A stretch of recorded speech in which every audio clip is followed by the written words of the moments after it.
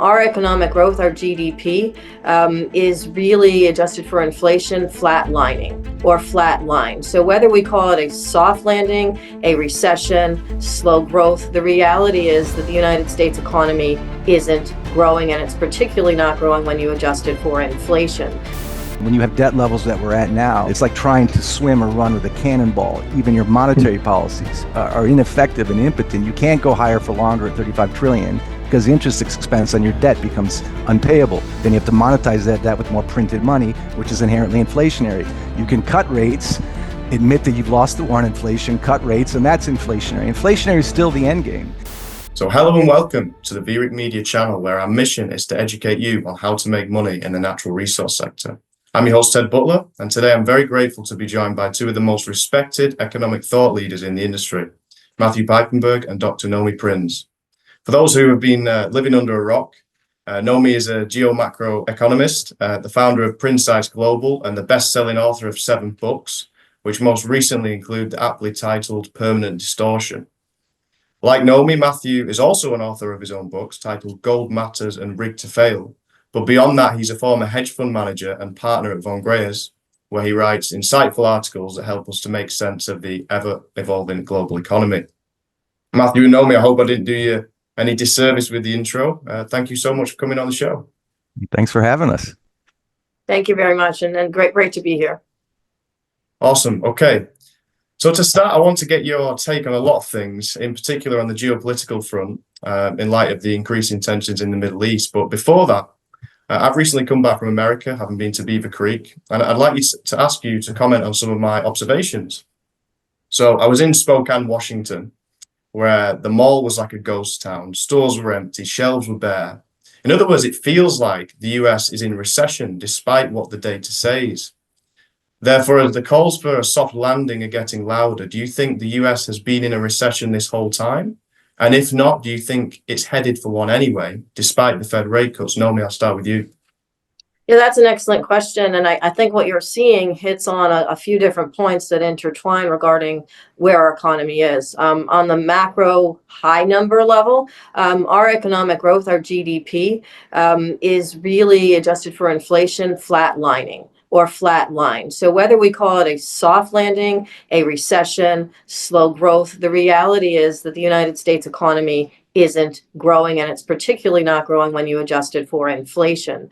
And what you're seeing with consumers, which have been, because we are a consumer and service-oriented economy, have been the drivers to a large extent of the economic growth that we do have, as limited as that currently is, are tapping out on their own resources. So consumers have run up effectively to pay bills, to pay healthcare, to pay utilities, food, etc., rents, run up their extraneous cash flow. We've seen savings rates plummet.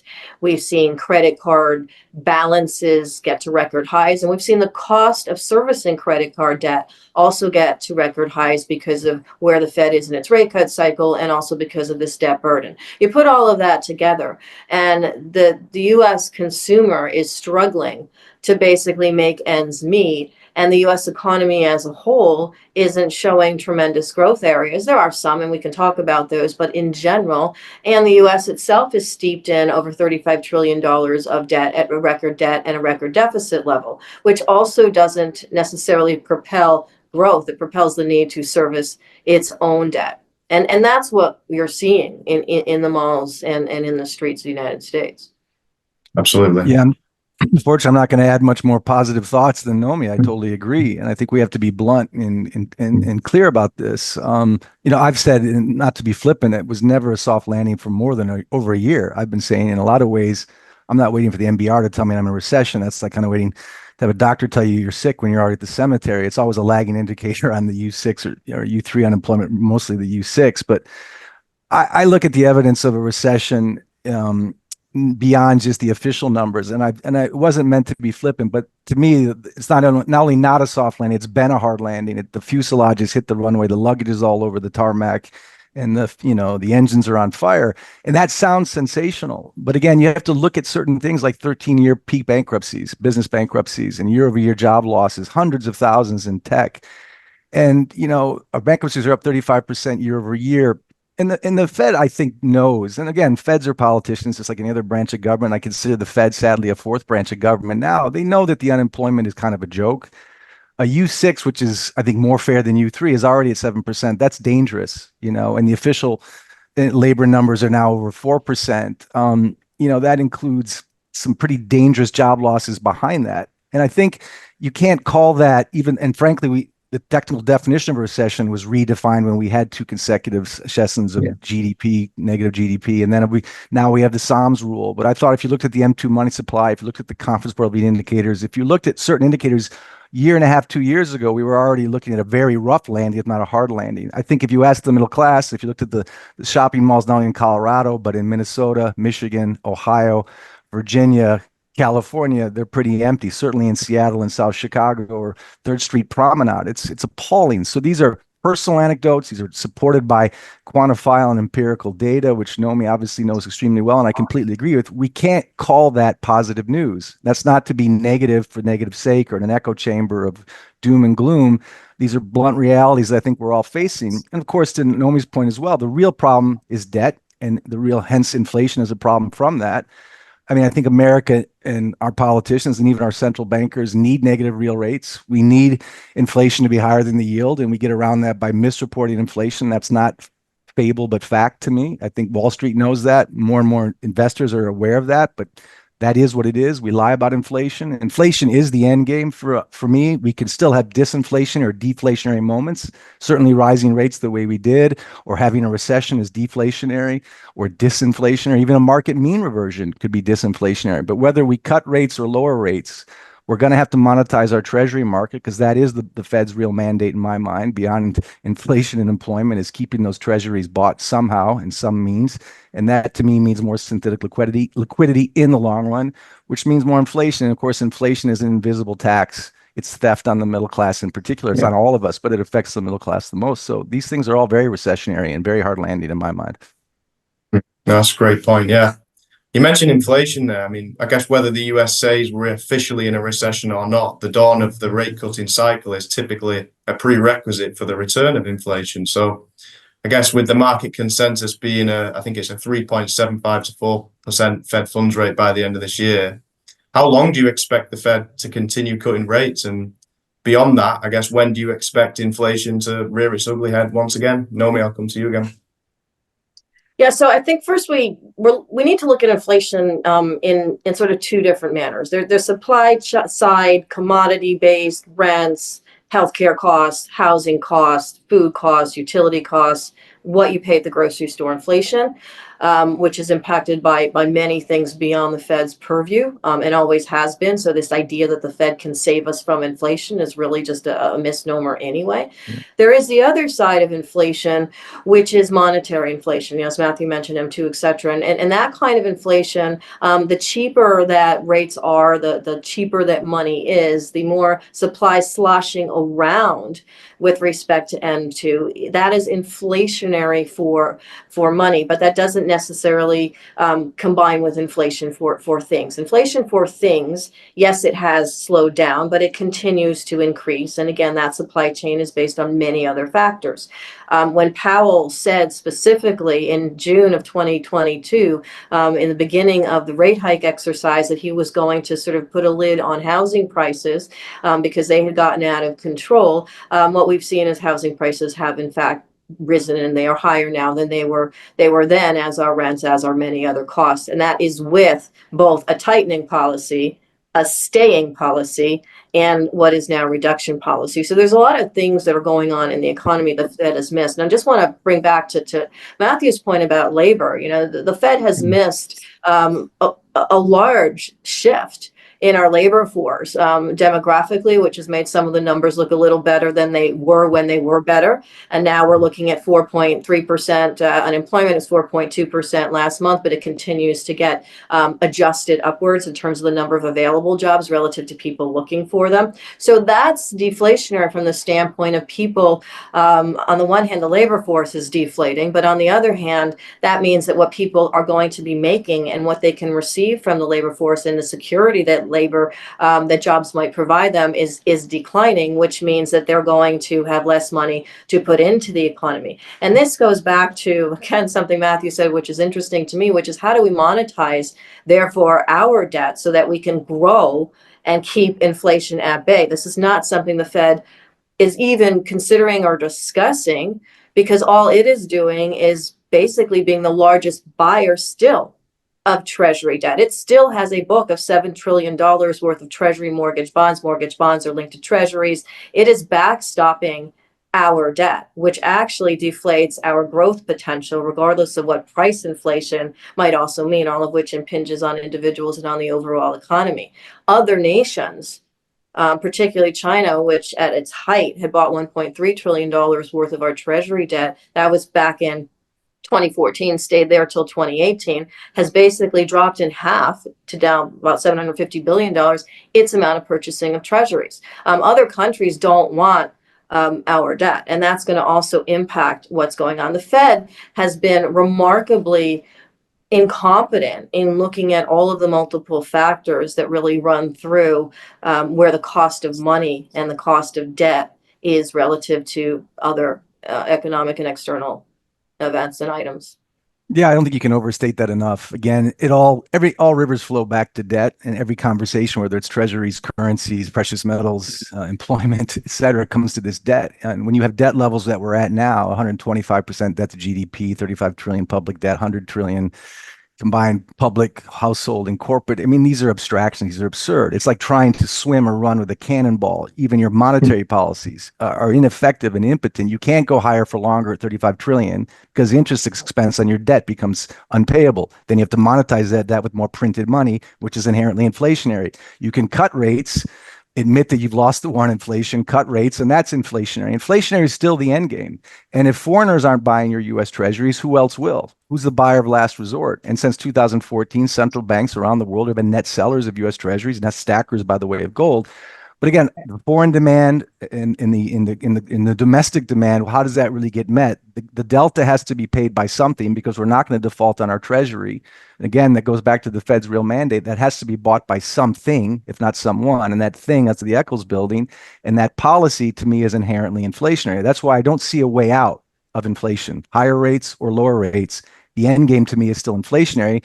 And to the definitions of inflation, it still comes back to Milton Friedman. I look at it, the purchasing power, the money supply, the value of what your dollar can buy. We've probably lost over 25%, 24% in just the last 4 to 5 years on the compounding effect of inflation. So again, that's an invisible tax. That's the power that we all feel, regardless of the CPI measure that the BLS uses, the BS uses, as I call it, the Bureau of BS, the BLS. It is always right, but it's never correct. That's the official number. But from John Williams to even Larry Summers, we know that inflation data, especially based on housing, is completely incorrect if we used 1980 or 1990 CPI matrices. So again, it's not meant to be negative for negative sake. We have such a debt problem. We monetize that debt. We support our treasury market artificially with synthetic liquidity, which to me, again, is ultimately inherently inflationary. And I don't see what the way the CBO is projecting another 20 trillion in debt in the next 10 years. We've got 15.5 trillion that have to be rolled over the next 3 years in U.S. treasuries. Where is that going to come from? It's not going to be China and Japan. It's not going to be just hedge funds and money markets. So at some point, that gap has to be filled through either indirect or direct QE. And that direct QE may be postponed through supplementary leverage ratios, but the big banks do it for the Fed, or it can be emptying the TGA account, the reverse repo market, or playing with the shorter long end of the curve. But it's still just a game of musical chairs with not enough chairs, and the music's getting louder and louder. And again, I just don't see a way out other than an incredible debt reset or an immense amount of fiscal and tightening, which would require huge cuts in entitlements and military, which I don't think is politically viable. So it is like the history of nations. When their backs against the debt wall, they will debase their currency. And again, this goes back from ancient Rome to Yugoslavia in the 90s to France in the 19th century to today. And we're no exception. We're just the home of the world reserve currency, so we can play this game longer. But it still it affects the man on the street, the woman on the street. They're all seeing that. Again, goes back to your Colorado anecdote. Everywhere in America. I have to head there next week again to the States. I'm looking forward in a lot of ways to seeing it, but I already know what to expect from everything I've seen and heard already. Yeah, and you mentioned historical factors as well. One thing that we didn't have in the past that we do have today is a huge derivatives bubble. And beyond that as well, this yen carry trade, which many people are saying could be the straw that breaks the camel's back of not only the US dollar, but the financial system. How do you rate the US dollar's chance of weathering the economic storm that's going to come in those coming years? And in particular with regard to the yen carry trade, how much of a threat do you think that poses? Nomi, will come to you. Well, we saw a large effect of the yen carry trade, basically of people looking at, the yen being negative, the interest rates in Japan being effectively negative relative to the United States, and what happens when that flips, and a large trade basically betting on that flip and being caught out on that trade, which caused a large drop in markets on sort of the day, and a little bit of a drop on the dollar. But the reality is there's a lot of other factors that are really pushing the dollar downward. As Matthew mentioned, there's definitely purchasing power degradation in the dollar. There has been, there will be, and the more debt we have, the more the Fed cuts or doesn't cut, really. But there's a knock-on effect when there is cutting, because we decrease the value of the returns that our treasuries can provide people, which means they're even less attractive to any buyers, foreign or domestic, and that's a problem. And all of that basically pushes the dollar down. And then, though, of course, we are still the world's reserve currency by design back in 1944, the reality is that a host of other trade deals, of other trade blocks, are continuing to basically offset where the dollar was in terms of trading, and not necessarily just in reserves. But then we look at something, going back to China, obviously a dominant superpower taking on the United States in so many ways, including with an economic policy that is also based on their central bank financing their economy, but with a lot more strategy to sort of attach to it. And we see that effectively they've dumped half of their treasuries, and they've bought not that much yet of gold, but they've basically stacked gold instead. They, as a central bank, have only 5% of reserves in gold right now, relative to central banks like Russia, like Poland, even the value of the United States central bank, which is actually notes to the Treasury Department. They have a lot of room to catch up in their reserves, for example, just in gold. And that sort of pivot away from the dollar on central bank spreadsheets with regard to domestic purchasing power, with trading relationships around the world being done in like for like currencies, or just taking the United States dollar out of the system, whether that is in Petro-Ren, whether that is in what the BRICS are doing right now. They're getting together and creating and discussing a payment system that will allow them effectively to circumvent the payment system that's been dominated by the United States and technologically deal directly with each other. Well, it doesn't take a lot of programming to make that be very accessible for any currency to trade with any currency instantaneously. And to an extent, that's going to also diminish the power on a technological and geopolitical basis. So is the dollar going to be the reserve currency 5 years from now, 10 years from now, 20, 30? Yeah, it probably will be. But is the dollar going to continue to dominate to the extent it does because, again, of our debt, because of the way that we run our economy, because of the way that we run our banking system, Right. which the Fed is actually allowing more liquidity to banks, also in a backhanded way, by not requiring them to reserve as much capital on the sides in case they run into another emergency. The Fed's literally fighting other central banks to say, no, our banks are okay. They don't need to reserve more liquidity. They'll be fine. All of these make for sort of a weaker fabric for the U.S. financial economy, and therefore the dollar. So I think the dollar will continue to decline with respect to trade.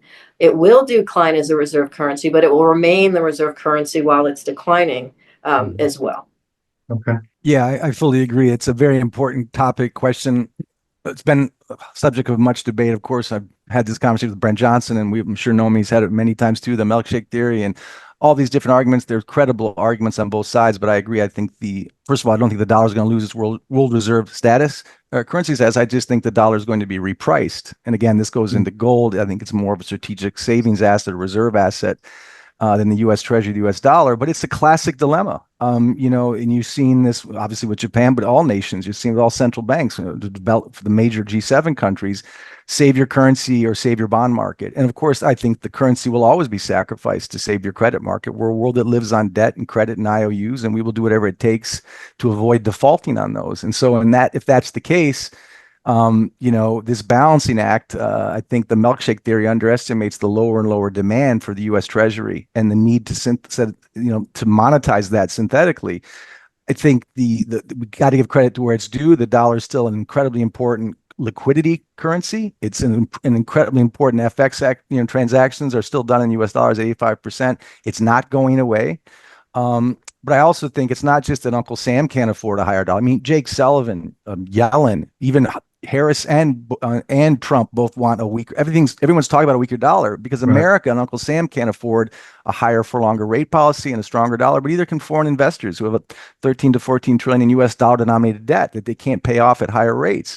And America doesn't want foreign companies or countries like China and Japan dumping treasuries because they need dollars to buy oil. If there's too much dumping of treasuries, the supply of treasuries goes up, the bond prices go down, yields go up, interest rates go up, the cost of debt goes up, and everyone's broke. They can't afford higher debt. So they will do whatever it takes to monetize those treasuries to keep those yields under control artificially at the expense of the currency. And again, it comes back to the debt. The lack and lowering demand of this IOU from an objectively broke country, but it's still the strongest horse in the glue factory, but its purchasing power is weaker. So it's a declining asset from a broke issuer. There's less and less demand. The de-dollarization trend is no longer a headline. To Nomi's point, it's very real. 45 countries are net settling outside the dollar, doing trades outside the dollar. Oil is being net settled outside the dollar. Things are happening to the dollar that aren't sensational. They're slow and steady, and they're actually moving faster than I thought since we weaponized the dollar. So all of these things affect the dollar. And again, despite the milkshake theory and that sucking straw demand from the derivative markets or from the Eurodollar markets or the SWIFT system, of course there's going to be demand for the dollar for liquidity, but its purchasing power and its reserve asset status, as even the Bank of International Settlements has agreed, now gold is a tier one asset. I'm not trying to tilt this to gold. I'm just saying it's becoming a tier one asset because that U.S. Treasury is not as trusted, loved, or as demanded as it was just a few years ago. And you can't ignore that elephant in the room. It has massive implications on the dollar. Yeah, that's very interesting. I guess if we enter this period of US dollar weakness, as you say, certain investors may flock to equities to protect their purchasing power, obviously in addition to gold as well. Quick break here, guys. Today's episode is brought to you by Copernico Metals. Now, regular viewers of my channel will be familiar with the entrepreneur behind Copernico. His name is Ivan Bebek. Now, although a young man in this business, Ivan's already created tremendous value for his shareholders in the past, namely with Caden Resources, which he sold to Agnico Eagle, and Keegan Resources, which became a mine now owned by Galliano Gold. Now, Ivan has surrounded himself with expertise from BHP, Newmont, and VRIC on his board at Copernico Metals. Check out copernicometals.com. Now back to the interview. One of the things I saw earlier today was that Apple and Nvidia account for 20% of the average retail investor's portfolio. And Nomi, in your book, you talk about permanent distortion. That's certainly one if I've ever seen one. I guess my question to you would be, do you believe that investors will flock into equities, and do you think the S&P will go into further new higher territory, or what are your thoughts on the US stock market at the moment? Well, it's interesting because if we are going to be in either rate cutting or dollar devaluing for all the reasons that we discussed environment, then the Fed, if it buys treasuries to basically, create more QE, more liquidity for the financial system, for the stock markets, that tends to be inflationary for equities, because particularly the larger players, it's not even retail, the larger players are the ones that are moving the markets. Retailers going into, BlackRock ETFs, et cetera. Those guys are basically pushing the power around. The retail investor gets sort of swept up in some of the individual buying, but also a lot of these like mega purchases by the rebalancing that needs to be done with the asset managers, ETFs, and so forth. And NVIDIA has been obviously a large recipient of that. And as I say, and I may be speaking for Matthew here, but you can't actually buy things if you're a country with NVIDIA shares. Like, you actually have to invest or have on the side something that is real. And one of the reasons that the BIS, as Matthew mentioned, has basically reclassified gold as a tier one asset. Back in the day, it was used in general as a currency before we had things called tier one assets, but is basically because of an offset to what's going on with the financialization of the market. In permanent distortion, I wrote about that specific thing, that basically the more and more that central banks, particularly the Fed, have the ability and the unchecked ability to really create liquidity or reduce rates or increase QE or whatever backhand ways that those occur by, the more that liquidity is going to look for places to go. And that's why, even though the Fed was raising rates from March 2022 through the middle of the following July in 2023, the stock market, with volatility along the way, with 1,000-point drops and all sorts of things along the way, effectively continued to rise. Because at the end of the day, even though those screws are being tightening on the cost of debt, which really hits consumers and hits the country, basically the United States pays $1 trillion in interest just on the Treasury debt because of policy, where rates are and how much we have, before it pays for anything else, before it pays for its electricity bills. There's enough large players that can effectively amass still comparatively lower cost funds into assets and into equities. I think we're going to see a shift because we are in a reductive environment, and because there will be other ways that the Fed and other central banks will find to monetize their debt. As Matthew said, we're basically in a debt-prone world, which is going to require those investors to really diversify substantially outside of equities, outside of Nvidia, outside of Apple, and into real assets. And I think one of the reasons, besides everything else we're talking about, that gold has appreciated by so much during this period, and will continue to substantially, I believe, and silver and copper and uranium and basically real assets that are involved in real necessities, whether that's currency balancing wealth or power or energy, that's going to continue. And I think that's where investors are going to go. And I think that diversification play into real assets is really just starting because of all of these other factors that we're talking about. And where the US market goes, in general, I think it's going to continue to trend up, because I do see a lot of these mechanisms being used by central banks in the event of an emergency to balance the budget of different countries, as the US or other countries and so forth. And ultimately, that is net positive for equities. Not that we're going to see the same increase in Nvidia that we just saw the last couple of years, but ultimately, with a lot of volatility along the way, it's positive. But that diversification is going to accelerate to real assets.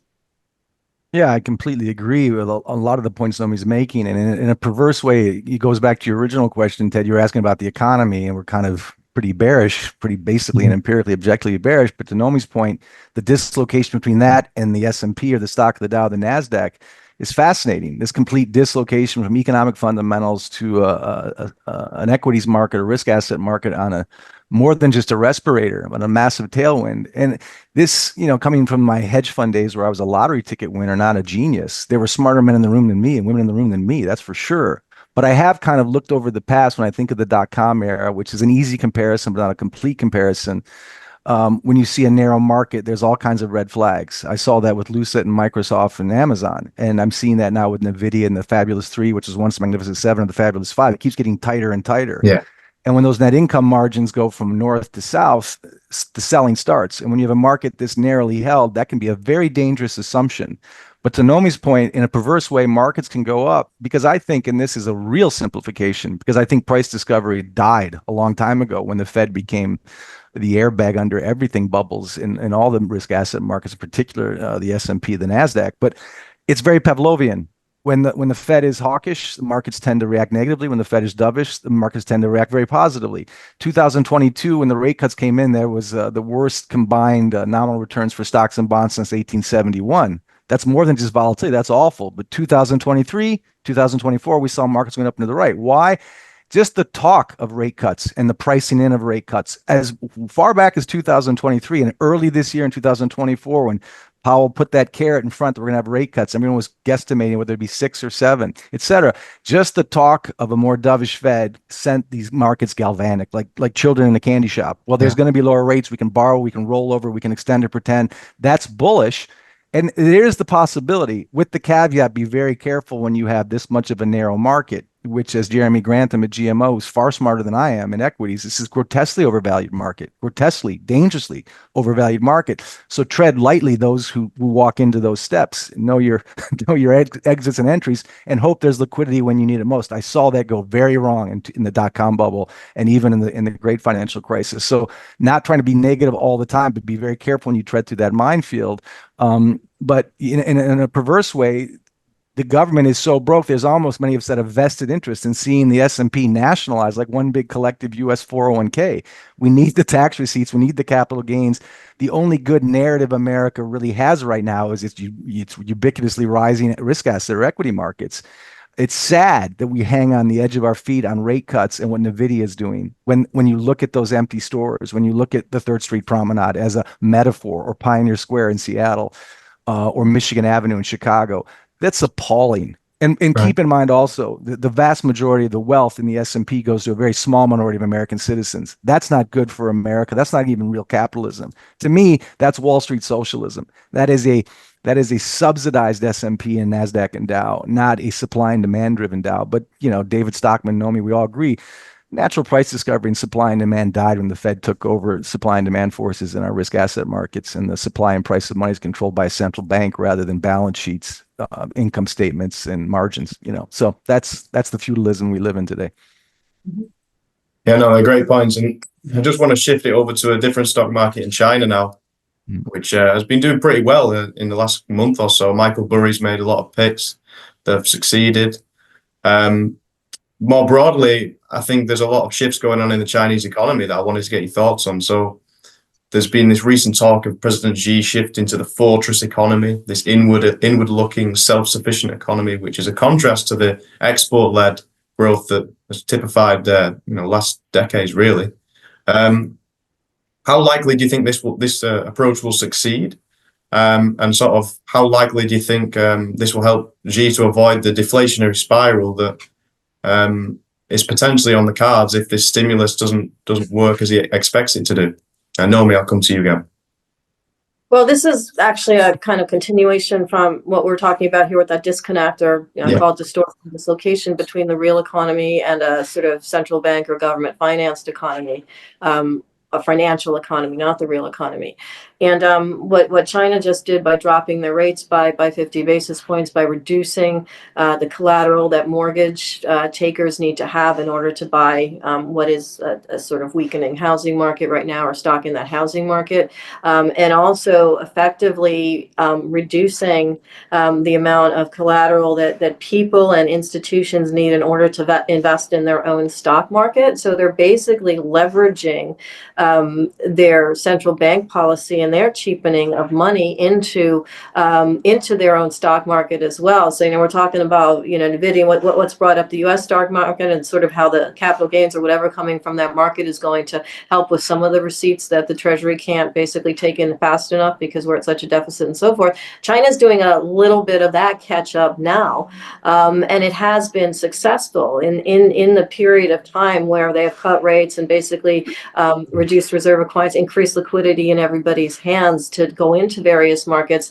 The net result, which is not surprising, is that their market has also popped up on the stock basis. And the government there does tend to, regardless of what it's saying or doing from an inward perspective, from this fortress perspective, and I've spent a lot of time in China, and there is that aspect of people collectively, we're going to invest in gold. We're going to basically ETFs that are being invested in right now and through government support have increased by much more for gold ETFs in China or in the East than they have in the West. These are all parts of basically allowing inward finances to elevate, so the overall finances, or how it appears with respect to China. They're going to still continue outward stuff too. They're still going to continue deals. They still run a significant amount of some of the real assets, or the processing of those assets that are used in everywhere from solar panels that India can't get enough of, and the silver it can't get enough of, with rare earths, which are effectively 90% produced in China and go out to all sorts of processing and products throughout. So they're not going to stop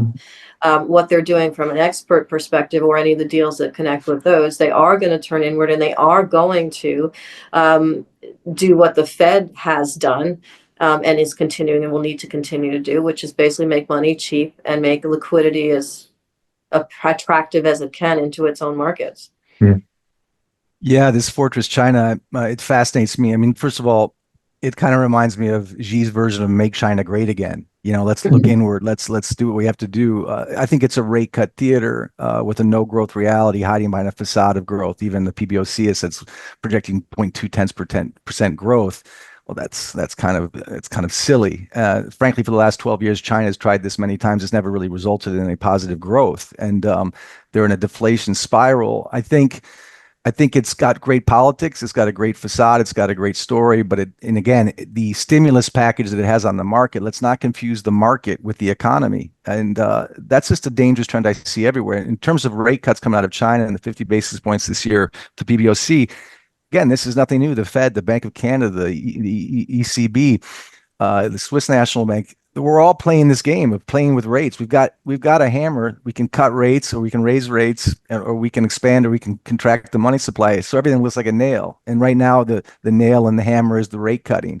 It's just, to me, again, it's desperate postponing of buying a stimulus for the market and buying debt-based growth, because there's that money's going to flow. What's really going to flow is lending.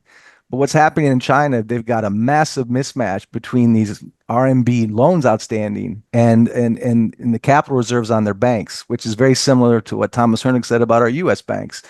A very, very dangerous capital to assets ratio, not a risk-rated ratio, and risk-rated ratio. So you've got a lot of non-performing loans in a real estate market that's a clear bubble in China. You've got a lot of nice buildings with banking credentials with really poor assets on the balance sheet. And now you're trying to extend more lending and encourage more lending. It's a very desperate measure, and it's not going to lead to real growth. It certainly has in the last 12 years in China and elsewhere. I think what's also interesting about China, which they can get away with more so than the West can ostensibly, is these anti-corruption programs. And now the new anti-corruption program is investment bankers. Before that, it was, I think, the military and health. They'll probably go after real estate brokers too. In other words, blaming everything but themselves and finding scapegoats, finding more centralization, finding more ways to control the economy. Xi's biggest fear, like any politician, but more so in China perhaps than others, is a Tiananmen Square 2.0. And the need to stay in power is pathological for almost all politicians, but it's particularly true of Xi. He's the emperor for life, so to speak, there. So it's a very strange mix of capitalism and some type of weird other version of total control economy. But the rate cuts, to me, my version, it's going to change nothing. It's going to get very small amount of growth. It's going to give a small stimulus to the market, but the elephants in the room, the debt problems in the room, the non-performing loans, the real estate bubble, the no growth, the deflationary spiral is not going to change, in my opinion, from this 50 basis point or even more rate cut out of China. Very interesting, yeah. And I guess I'm just wary of time as well. We've spoken a lot about the economic factors, but let's not forget the geopolitical factors as well. I think, Matthew, in your recent article, you said gold can solve many financial and currency disasters. That is the stupid, the broken, and the insane outlined above in our foreseeably doomed credit and currency markets. But no precious metal can preserve or replace the loss of far more precious lives consumed by the evils of unnecessary wars. And this is really the other string to the bow that we're facing at the moment is, the Houthis hit Israel with a hypersonic missile just over a week ago. Zelensky said on Tuesday that Russia can only be forced into peace. We still got the China and the Taiwan invasion in the background. So I guess, what's your understanding of these three conflicts? Matthew, I'll come to you as a ready quote first. And how do you think they'll impact commodity prices going forward? Yeah, I think clearly no one needs my political views or military views, I can say, because that's not my real. I look at geopolitics only in the sense that objectively, I try as objectively as I can. And of course, we all have a bias on this, but objectively, geopolitics is an extension of politics, and geopolitics impact markets, right? In terms of precious metals, of course, gold loves chaos. Wars are inflationary. Wars are expensive. Wars are going to have to be monetized. That's going to impact currency. So that does translate into currencies, and certainly the U.S. dollar and all the de-dollarization trends and all the other tailwinds for gold and silver, which hopefully we can get into. Again, my views on what Zelensky stands for, what Israel is doing right or wrong, what we've done, what's going to happen in Taiwan, what we've done with expanding NATO, they're not going to be shared by everyone. They're not as important. What I will say, I think, I tend to be a student of good poli-sci and good economists at good schools, not because I'm elitist, but because these are experts. I look at John Mearsheimer, I look at Jeffrey Katz. I think American foreign policy has been a complete failure for many, many years. I think the expansion of NATO was a failure. I think the Bush Doctrine was a failure. And I think the WTO resolutions in a lot of ways backfired. So that's not taking a stance on what I think Israel should or should not do, because it doesn't matter what I think. It's not going to change what Israel should or should not do. War is going to have an impact on currencies. I think, whether it really, for those who look at it, again, Israel, the Middle East, Ukraine and Taiwan, you had asked about, I mean, look, if you're listening to John Bolton or Lindsey Graham or Benjamin Netanyahu or Yitzhak Herzog, you're going to have one view. Fine.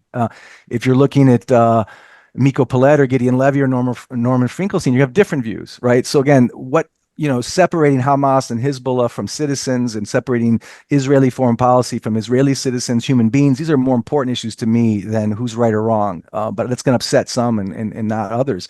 I think war is sickening. It's not an extension of politics. It's a failure of politics. But human nature is what it is, and wars are what they are. They are going to be expensive. Ukraine, same thing. Whether you think Zelensky is George Washington or a puppet of the CIA, you're never going to change your opinion based on what I say. So it doesn't matter. Whether you think expanding NATO was pushing Putin into a corner, like Khrushchev pushed Kennedy into a corner in the Cuban Missile Crisis, you're going to have your opinions on that one way or the other. So regardless of trying to take a stance on that, and I have many strong opinions, but they're useless to happier listeners, regardless of your opinion on that, it's expensive. Who's going to pay for that? Who's going to agree to that? If you're going to go to war, if you're going to subsidize a war overseas, whether it's a direct war or an indirect war, I think it should be supported by the people, and they should be able to have a choice if that's what they're going to do with their tax dollars. And I think we should all ask, can we afford these foreign wars? Can we afford the support, and at what expense? And my quote in that article about the stupid, the broken, and the evil, what I was more concerned about there wasn't whether we support Zelensky or whether we support Israel or vice versa. It's really whether we get involved in a direct war again. Because I think, as Hemingway said, and I used in the article, political opportunists with their backs against the debt wall will always debase the currency and go to war. We've seen the currency debasement. We've seen the political opportunism left and right. We have seen indirect wars. I think we've seen failed policies in Syria, Afghanistan, Iraq, Libya, etc. I think what Mearsheimer says is you can't spread liberal democracy at gunpoint. It doesn't work. Nationalism will always truncate the spread of liberal democracy or oil interests, whatever your bias or cynical view. I think our policies have failed in the Middle East. I think they're failing in the Ukraine. But irregardless of that, they're expensive, and we don't have enough money to subsidize ourselves, our infrastructures, our cities, our middle class, and our immigration policies right now. I don't know how a war is a good idea unless you take the very cynical view that it's a distraction, that we can use that to scapegoat and explain our inflation. That's on the backs of the lives of our sons and daughters. I think we should be very, very careful about that and who's making those decisions in a deep state that isn't some star chamber in Middleburg, Virginia, but is a bureaucratic state that almost make the Soviets blush right now at the Pentagon and in these different corporations that influence our foreign policy in the State Department, et cetera. I think we should be very careful, and that's what I wrote about, very careful about seeing this template of inflation and war in a debt crisis like this. I hope it doesn't lead to more war that we're directly involved in. It's sad enough what's happening in the world, but I'll end with, we don't have the money for these wars. And if we do go to them and we do subsidize them, that's going to be at the expense of whatever currency and whatever zip code you live in particular the US dollar. Well, that's very true. Thank you, Matthew. Nomi, I don't know if you've got time, but I just wanted to pick up on one thing that relates to geopolitics that you said in a recent article. You said significant geopolitical dynamics are at play that will drive China to buy more gold for its reserves. It's not just about the Fed and rate cuts. Perhaps you could expand on that, and then if you've got time, maybe anything on silver and copper as well. That would be great. Yeah. So one of the things, and I agree with Matthew, this isn't necessarily the place to talk about the specifics of each of those wars or each of what potentially could be a rising war situation or that chaos. But yes, they are expensive, but also they disrupt outside of currencies, outside of the costs, and the horrific cost in lives. They disrupt supply chains and other things. And in that respect, net of the currency aspects, net of the debt aspects, which debt would be inflationary in that respect. There is, for example, if there is an oil supply chain disruption somewhere in the Middle East because of fighting that has expanded and because of chains that have been secured or closed, or routes that have been secured or closed, and that has a knock-on effect on the price of oil. Now, there's a lot of other. The United States is net oil positive. It's not necessarily as much of an impact to us as it might have been in the past before that was the case, but any disruptions that happen on particularly naval routes, particularly on routes for getting commodities from one area, one region in the world where they're plentiful out to the rest of the world, can have an impact on those commodity chains. With respect to copper, and I just mentioned that before, silver, copper is having some issues getting to India from other places, and so is silver to an extent, right? And one of the reasons that then has a knock-on effect to pushing up the prices is because, for example, if a country is massively growing its which India is, its solar transformation, its energy needs, etc., as are countries throughout the world, and it's more expensive to physically get supply from one area of the world to another area of the world because there are disruptions along the way, then that becomes a lift to the prices, a lift to those asset prices to the broader markets, but contingent on what's happening in logistics and travel chains related to wars or skirmishes throughout the world. So that's one area where that comes into play. From China's standpoint, going back to the quote you read from my piece, China is looking at not just balancing against our debt, but balancing against our foreign policy. So the more that it's able to have independence of its reserves, of what's behind its reserves, of how it deals with other central banks in its trading purview and where it has other international relationships, the less it's impacted by the US dollar, by US policy, not just the dollar, but US policy, whether that's military policy, national policy, financial policy.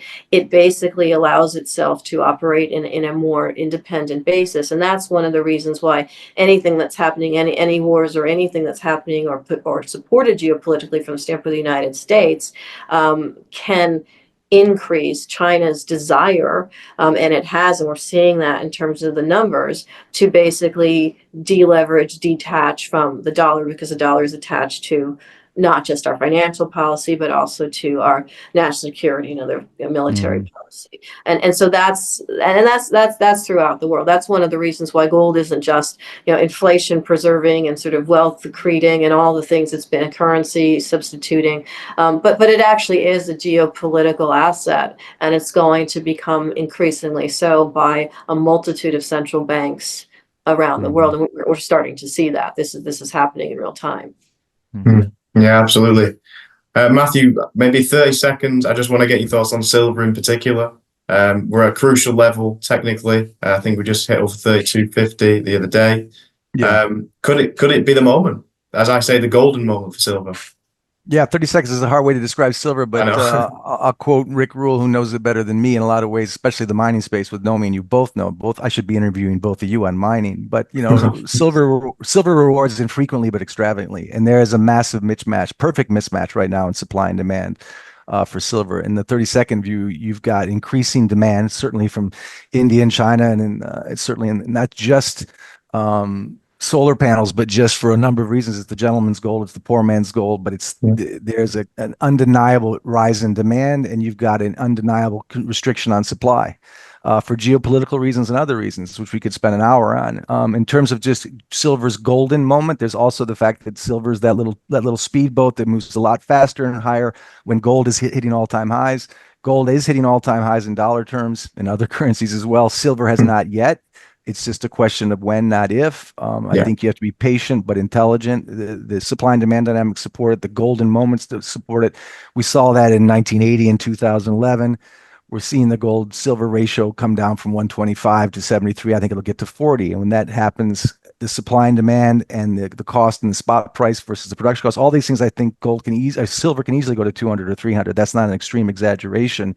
It's if you're an investor in silver as opposed to a trader, you've got to be patient. Again, to Rick's point, be patient for that extravagant but infrequent reward. And if you're holding it as an investor and certainly as a wealth preservation asset, you will be rewarded. I think, but again, Ted, Nomi, you both know the mining space far better, and the equities in gold and silver have massive upside potential as well, which, again, I could interview both of you on to get better data on that, but I think it's incredibly good, and I'm not just saying it as a gold bug.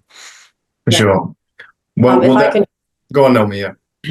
because that was very inspirational, Matthew, and also you did bring up Rick Roll, who we all obviously admire, and who's led a path in the idea of patience and investing in mining and in these assets. But I couldn't agree more with Matthew. Silver has a tremendous upside because of the reasons of ratio, because central banks can actually buy silver, and it's only going to, if we're seeing that buying for whatever all the reasons we discussed are, then silver can be a potential companion to that. I did mention India and solar panels, but India basically has already in the first half of this year almost doubled its requirements for just silver relative to Right. all of last year. That is one country. It's one of the largest importers of silver in the world, and silver has to come from somewhere. And that's one of the reasons why the mining community, particularly with good quality, stable political sources of silver, are also going to be a real driver of where there is value for the long haul in markets, as well as the price itself. And I agree with Matthew on that. We can see hundreds in silver over the years to come. Absolutely, yeah. It's a great time to be a contrarian, especially at my age as well. So, yeah, thank Very you guys true. for coming on. I absolutely appreciate your insights. We'll have to do it again sometime, but please let us know where we can find your details. Nomi, start with you. Most of my stuff right now is on printsites.substack.com. I've consolidated the research there, so that's really the best place to find the newest stuff, and my books, of course, which are all over. And I'm at vongreyers.gold, or V as in Victor, G as in gold.gold. And my articles and interviews like this will be there. Obviously, Eon Von Greyers, my colleague and partner's insights are there as well. We have a lot of great insights from Ronnie Sturfel, another great voice in the mining and gold and silver space as well, Yeah. who's an advisor to us and throws in some good articles too. So yeah, we're at vg.gold or vongreyers.gold, and a lot of information there for free just to look about precious metals and understand them. Perfect. We'll put all that in the description. So, yeah, thanks for coming on, guys. Have a great day. My real pleasure. Thank you.